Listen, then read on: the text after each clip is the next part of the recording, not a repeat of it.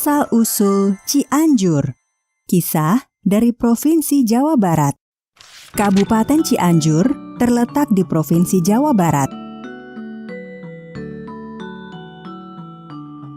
Kabupaten yang sebagian besar wilayahnya berupa pegunungan ini terkenal dengan hasil pertaniannya, yaitu beras. Sebagaimana tempat-tempat lainnya di Nusantara, Cianjur juga memiliki kisah asal-usulnya.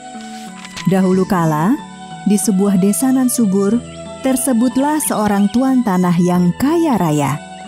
Ia menguasai sebagian besar sawah dan ladang di desa tersebut. Sayangnya, tuan tanah tersebut sikapnya sangat kikir.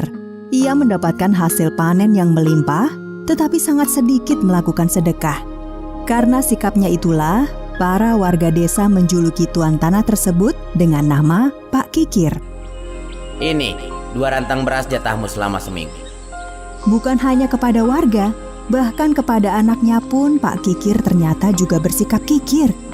Suatu hari, salah seorang warga desa yang sangat tua datang ke rumah Pak Kikir. Tuan, pinjamilah hamba 1 rantang beras. Kasihanilah cucu hamba belum makan. Apa? Pinjam beras? Kau pikir aku tidak butuh beras? Cepat sana pergi. Tidak ada beras untukmu. Persediaan berasku sudah menipis. Melihat hal tersebut, anak Pak Kikir mengambil 1 rantang beras miliknya. Kakek, ini saya masih punya serantang beras. Bawalah. Wah, terima kasih banyak, nak. Budimu sungguh baik.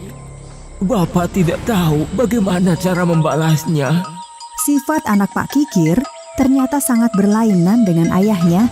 Diam-diam, tanpa sepengetahuan ayahnya, dia banyak membantu warga desa, terutama mereka yang miskin dan sudah tua. Hingga akhirnya, hujan pun tiba menandai datangnya musim tanam.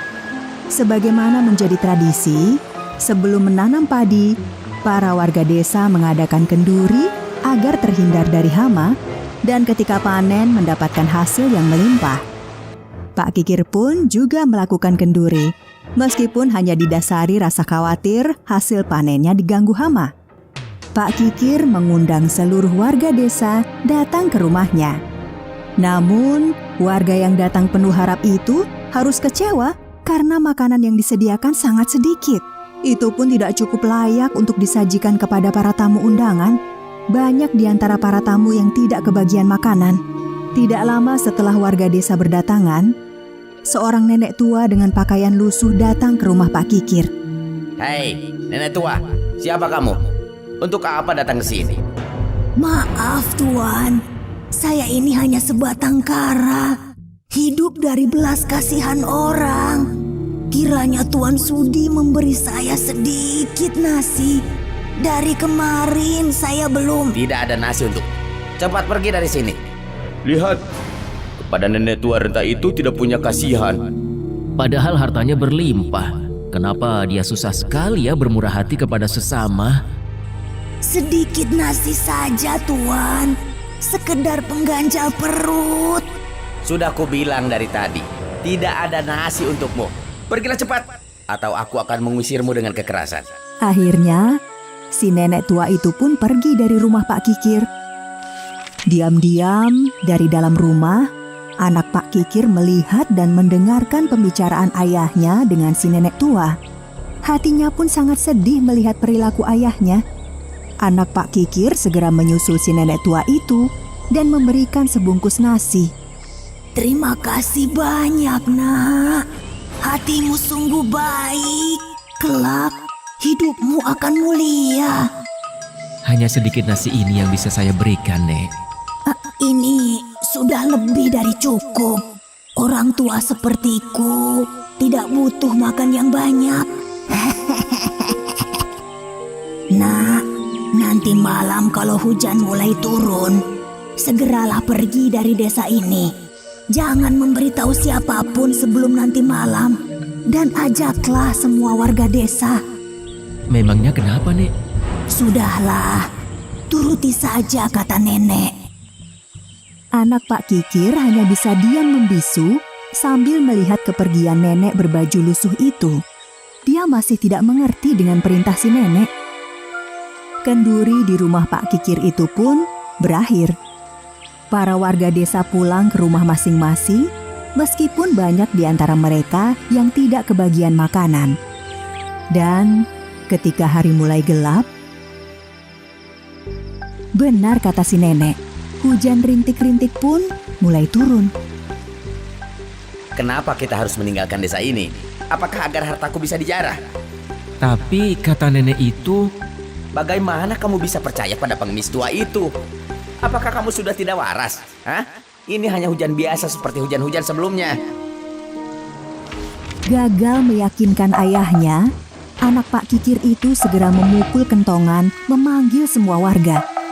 Terkejut mendengar suara kentongan di tengah hujan rintik-rintik, para warga pun berdatangan. Ada apa hujan-hujan begini memukul kentongan? Apa ada yang penting? kita harus segera meninggalkan desa ini sekarang juga. Kenapa? Suara petir dan kilat menyambar. Kalian segeralah pergi dari desa ini. Cepat, sebelum terlambat. Nenek, bukankah kau yang tadi siang? Iya benar. Sekarang pergilah kalian semua dari desa ini sebelum terlambat. Para penduduk desa tidak membantah lagi. Mereka berbondong-bondong meninggalkan desa. Sementara itu, Pak Kikir bersikeras tidak mau meninggalkan desa. Dia tetap berada di rumahnya menjaga hartanya yang melimpah. Hujan semakin deras, disertai kilat yang menyambar-nyambar. Pelan-pelan, air mulai membanjiri desa tersebut. Ketika air semakin meninggi, Pak Kikir pun mulai panik. Tolong! Tolong! Namun sudah terlambat. Pak Kikir tenggelam bersama semua hartanya. Pagi harinya, dari puncak sebuah bukit, para warga desa melihat desa mereka yang sekarang sudah tenggelam dan berubah menjadi danau. Mereka semua sangat sedih. Meskipun masih sedih karena desa mereka tenggelam, para warga desa itu pun segera mencari lahan baru. Anak Pak Kikir diangkat menjadi pemimpin desa. Di lahan baru tersebut, anak Pak Kikir membagikan tanah secara adil kepada semua warga. Para warga sangat menghormati dan mematuhi perintah dari anak Pak Kikir. Mereka pun bergotong royong membangun saluran irigasi. Dalam perkembangannya, desa tersebut menjadi makmur dengan sawah-sawah yang subur dan saluran irigasi. Desa tersebut kemudian dikenal dengan Anjuran, karena warga yang mematuhi anjuran pemimpinnya. Dengan sistem pengairan yang baik, desa tersebut kemudian bernama Cianjur. Ci dalam bahasa Sunda artinya adalah air.